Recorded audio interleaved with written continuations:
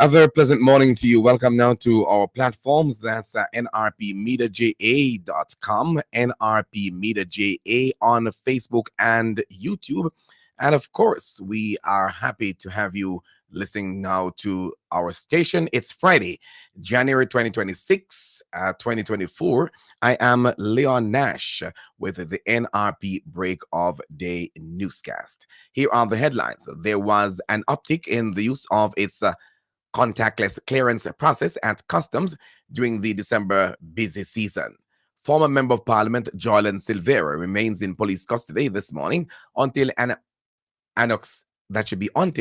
expected return to court on February 8th.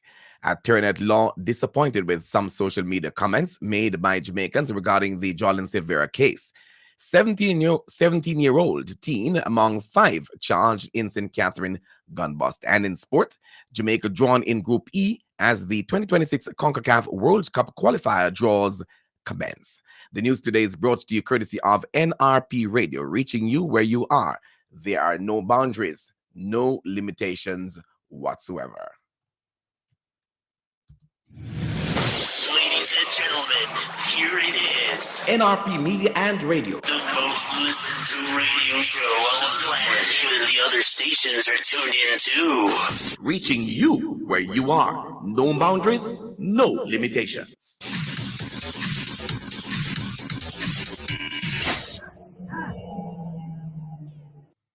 And now the details of our news. The Jamaica Customs Agency, JCA, says it saw an uptick in the use of its contactless clearance process during the December busy period. Contactless clearance is the process by which customs will conduct inspection of non-commercial cargo valued at under US 5,000 CIF without the importer or the agent being present for the inspection. The JCA rolled out the initiative in May 2023 following a pilot undertaken from October 2022 to January 2023. Project manager Kingsley Henry says despite the take-up, customs would have preferred a more significant movement. He pointed out that the movement seen in December was primarily due to some strategies that were implemented in December. One of those strategies, Mr. Henry said, included going on the ground and interfacing with freight forward agents, listening to their concerns and addressing them. He reported that since 2 types of invention, a significant increase has taken place in the number of contactless clearance declarations that were processed on a daily basis. Meanwhile, the introduction of its contactless clearance project for non-commercial goods, the JCA has heightened its security measures inclusive of body-worn cameras for its officers. Mr. Henry noted that from the onset, it was anticipated that the process would have been a major cultural change for importers because they would have been used to, for decades, being present when custom is inspecting their cargo. Mr. Henry informed that one of the things that Customs has done was to outline to the warehouse operators at the onset of the project some very stringent requirements to improve the security of the space in which cargo is being inspected, to include clear understanding that there is video surveillance or CCTV system that is actively involved in the process of cargo movement from offload into the warehouse, the storage areas, the inspecting areas, and the areas for delivery of the cargo. Furthermore, Mr. Henry also mentioned that JCA employees are subject to background checks and security vetting, while adding that employees of warehouses must be subject to a similar type of background checks and vetting if they are going to be interacting and handling cargo within the space. The project manager also informed that body-worn cameras were introduced for many of the frontline officers, particularly those who will be interfacing and doing inspections on contactless clearance.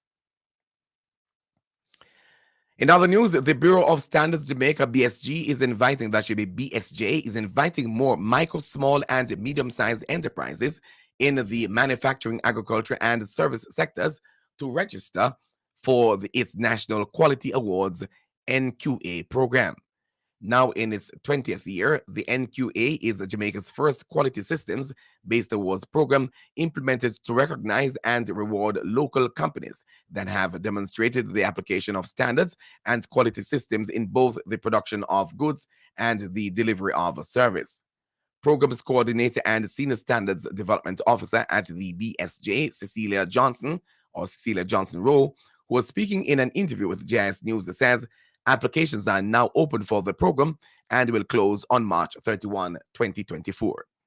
To participate in the program, eligible companies or businesses may submit their completed applications online via the entity's website at www.bsj.org.gm or by way of email to NQA Secretariat at nqa@bsj.org.gm or CROWE, that's crow, at bsj.org.gm.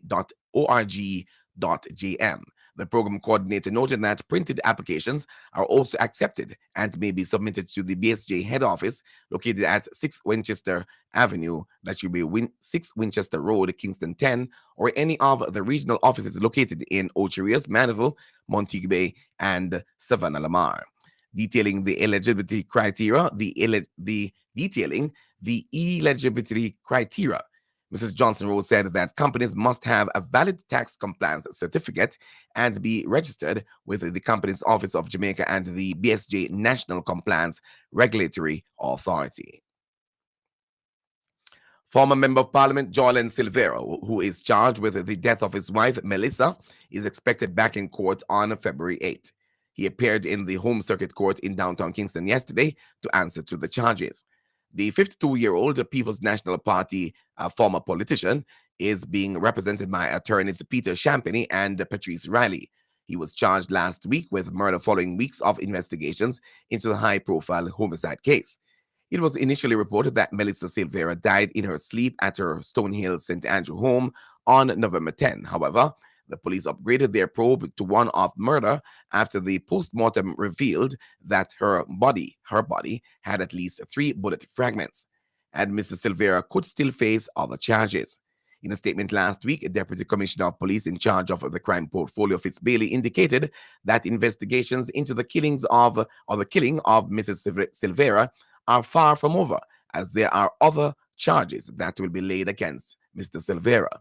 It is not clear when those charges will be laid against the politician or the former politician.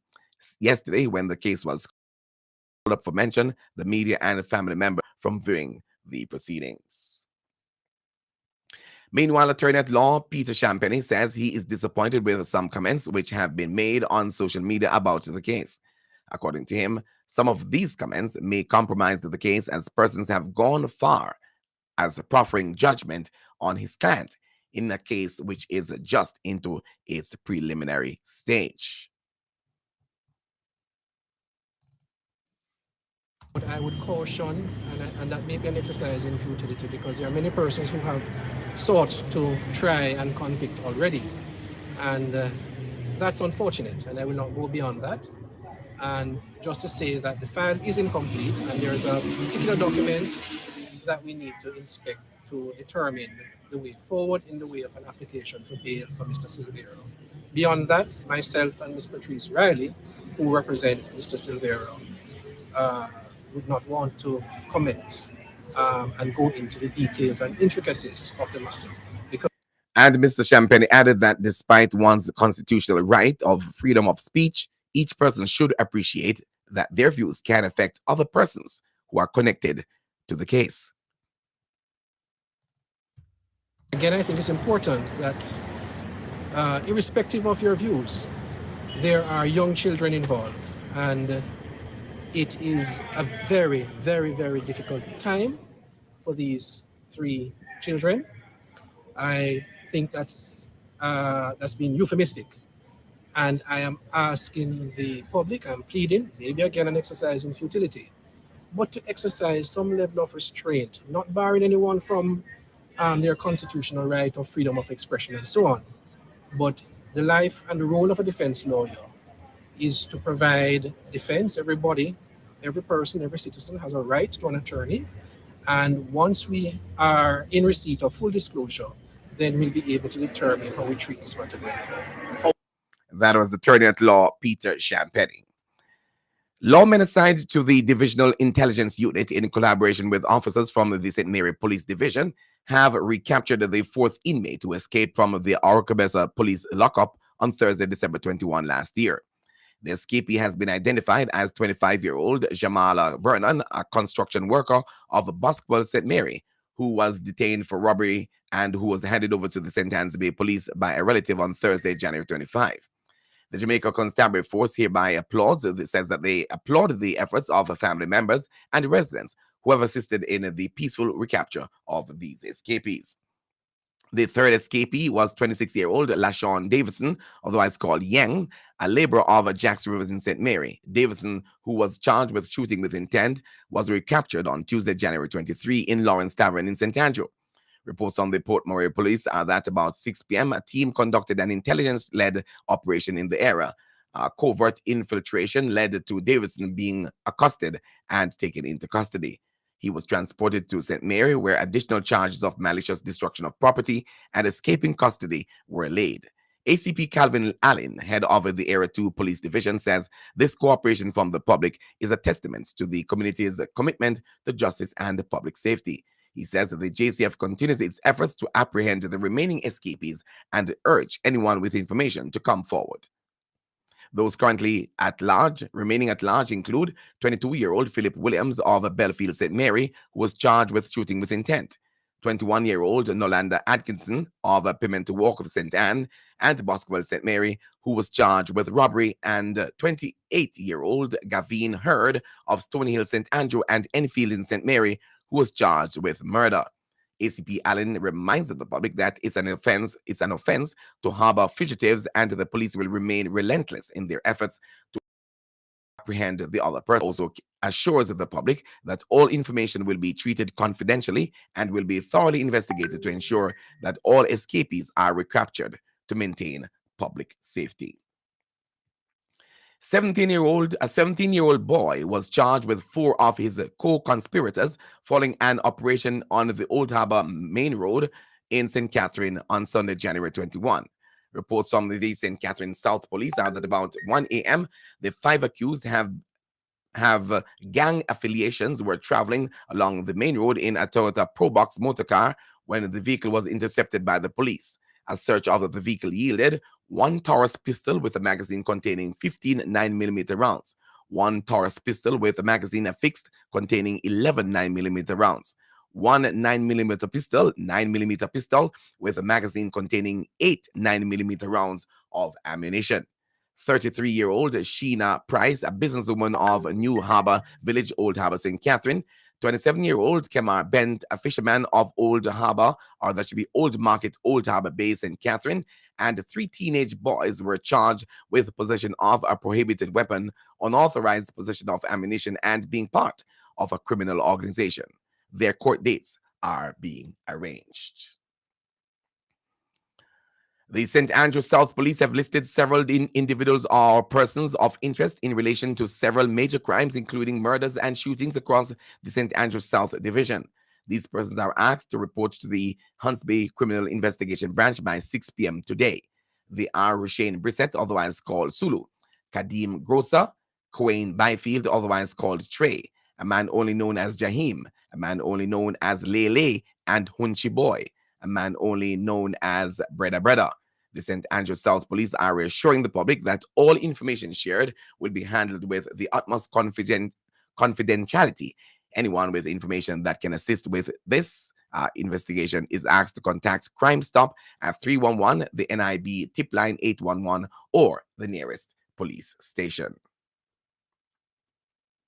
And detectives assigned to the Halfway Tree Police Traffic Department are seeking the public's assistance in locating an individual who they believe may be able to assist them with ongoing investigations. He is Al Shane Kelly of Amos Path Bay Farm Villa, Kingston 11. Mr. Kelly is being asked to report to the Halfway Tree Traffic Department immediately. Anyone knowing his whereabouts is being asked to contact the investigating officer at the Halfway Tree Police Station at the following numbers: 876-926-8184 to 5, 876-906-3120, 119 Crime Stop at 311, NIB tip line at 811, or the nearest police station. You're listening to news on NRP Radio, your primary Christian source for news, sports, and the weather on nrpmediaja.com, reaching you where you are. No boundaries, no limitations whatsoever. We're going to be coming back to you in just a moment when we bring you more news right here inside the NRP Break of Day Newscast. Ladies and gentlemen, here it is. NRP Media and Radio. The most listened to radio show on the planet. Even the other stations are tuned in too. Reaching you where you are. No boundaries, no limitations.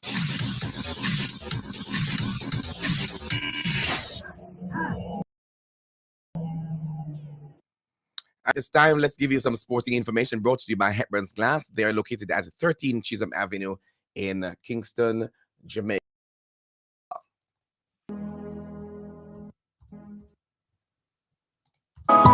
Hepburn's Glass Supplies is the latest trend-setting supplier of glass and mirrors in the industry. We specialize in tinted and clear glasses, as well as mirrors for all your windows, doors, and closets at very competitive prices. To maximize your shopping experience, we stock 316 and 1/8 mirror thickness and 316 and quarter thickness in our entire stock of float glasses. We have in stock gloves, cutters, and suction cups at unbeatable prices. Our customer service is second to none, with same-day cutting for your specific measurements. Visit our office at 13 Chisholm Avenue, Kingston 13. Call us at 9080962 or email hepburn.glass@gmail.com. Hepburn's Glass. Quality service is our priority.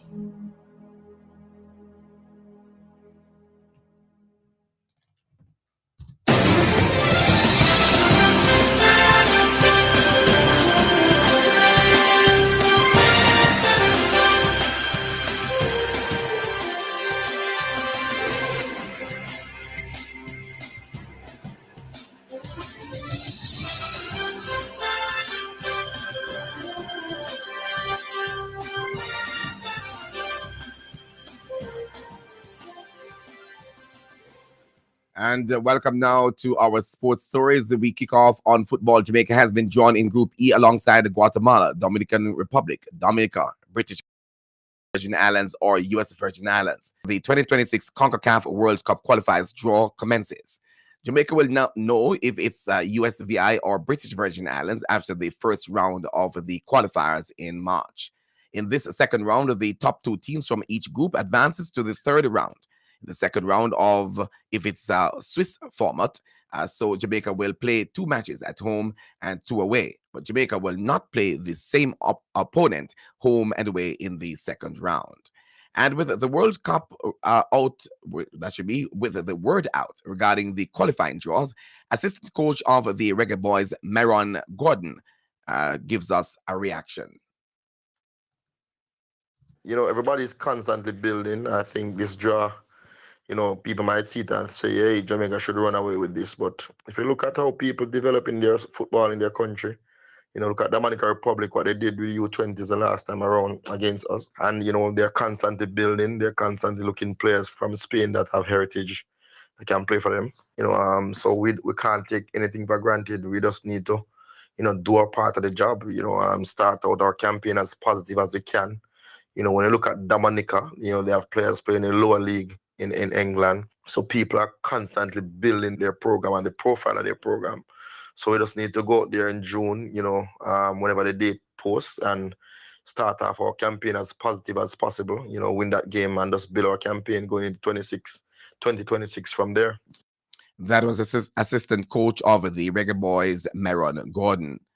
Premier League now, our Premier League Bournemouth became the first team to confirm their place in the 5th round of the FA Cup as they hammered championship side Swansea 5-0.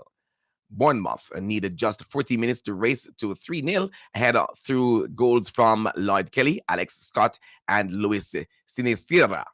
Kelly and Scott's goals were both created by David Brooks, who produced a superb individual display. Brooks capped his performance to make it 4-0 on 34 minutes, and Dominic Solanke added a 5th before halftime. Swansea improved after the interval and managed to limit the damage, with Bournemouth able to cruise into the fifth round. On cricket now, Zimbabwe have banned Wesley Madivere and Brandon Mavuta from cricket for 4 months after they were found guilty of recreational drug use.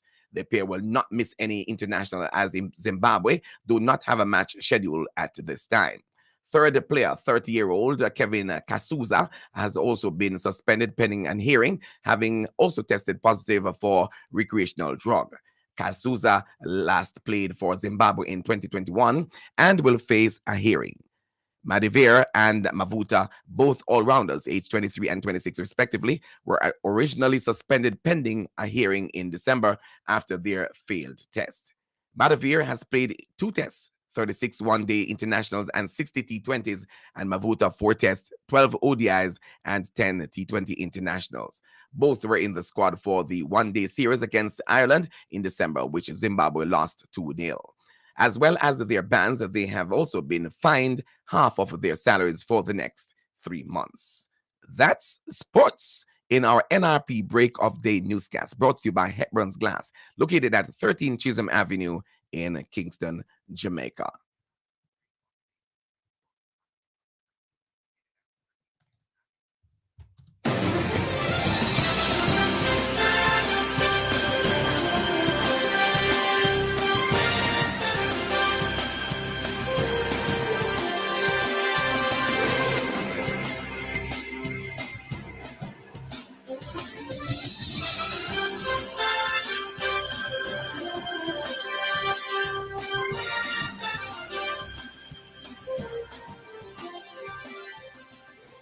That's our local news. Let's head on overseas and bring you the latest from the VOA.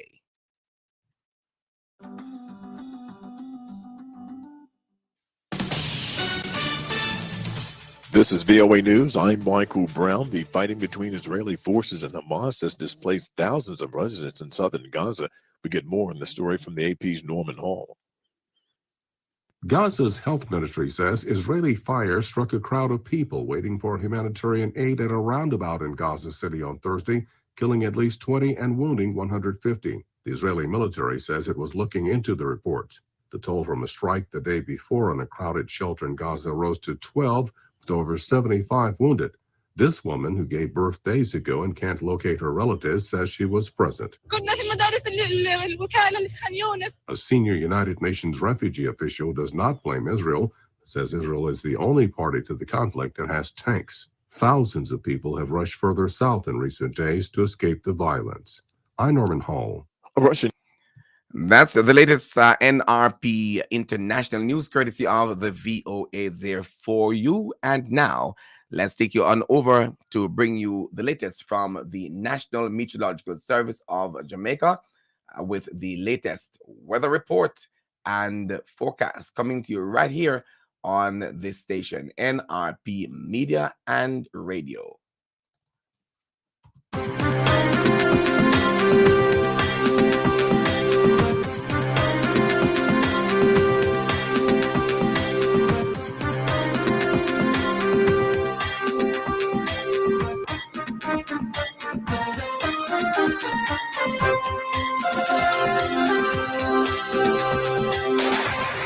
Thank you for staying with us. The weather report and forecast comes to you this morning through the voice of Chrisanne Coombs. Let's now join her with the latest from the National Meteorological Service of Jamaica.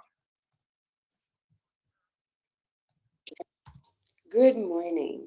The National Meteorological Service is reporting that there is a significant feature of a ridge and low-lying jet stream across Jamaica. The ridge is expected to remain across the island through to early Saturday. Thereafter, a trough is expected to move into the vicinity of the island. Additionally, the low-level jet stream is expected to weaken later today. Expected windy conditions will remain along the south coast as a result. In the 24-hour forecast, this morning, isolated showers across the eastern parishes, otherwise there will be partly cloudy. Windy along coastal areas, And this afternoon, isolated showers mainly across the hilly areas and western parishes.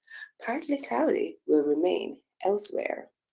Windy conditions will remain along the south coast. Tonight, partly cloudy. In the 3 day forecast.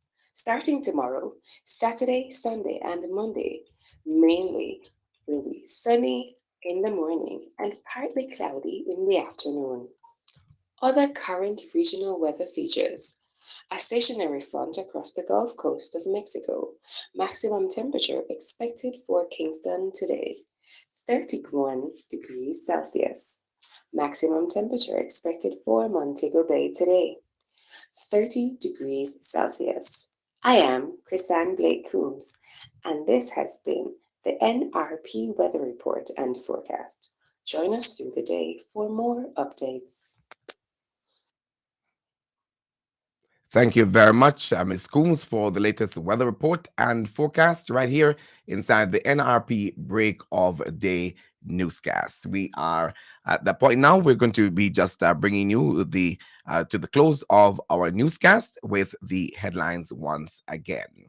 There was a quick uptick in the use of its contactless clearance and the process. Word of God in Luke 1:46 and 47 says, "My soul praises the Lord. My heart rejoices in God, my Savior." This is NRP Media and Radio. The time is 7 a.m. All right, and with that time signal, let's tell you the headlines once again in our newscast as we wrap things up a little bit over time this morning. But there was an uptick in the use of its contactless clearance process at customs during the December busy season. Former Member of Parliament Joylan Silvera remains in police custody until an expected return to court on February 8th. Attorney at law disappointed with some social media comments made by Jamaicans regarding the Joylan Silvera case. 17-year-old teen among 5 charged in St. Catherine gone bust. And in sport, Jamaica drawn in Group E as the 2026 CONCACAF World Cup qualifier draws to a close. Well, it should be the draws commence. The full half an hour package of news of this morning came to you courtesy of NRP Radio, reaching you where you are. No boundaries, no limitations. We invite you to join us again at 6:30 this evening for the NRP News Roundup. On behalf of the entire team, my name is Leon Nash, reminding you that if you walk, ride, or drive, make every effort to arrive alive. This has been news on the station. Stand by now for the program that's coming your way shortly. That is Let the Word Speak with Reverend Paul Blair.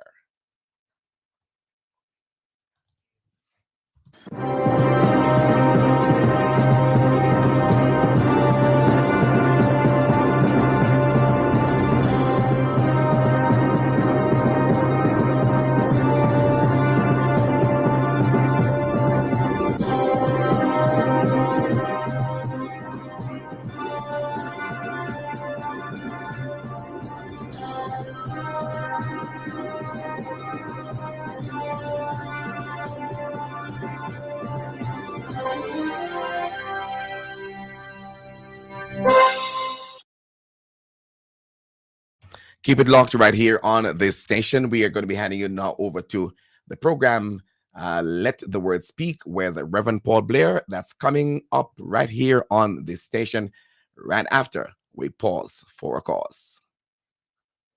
Jack, make we talk baking right now. I taste some things for so.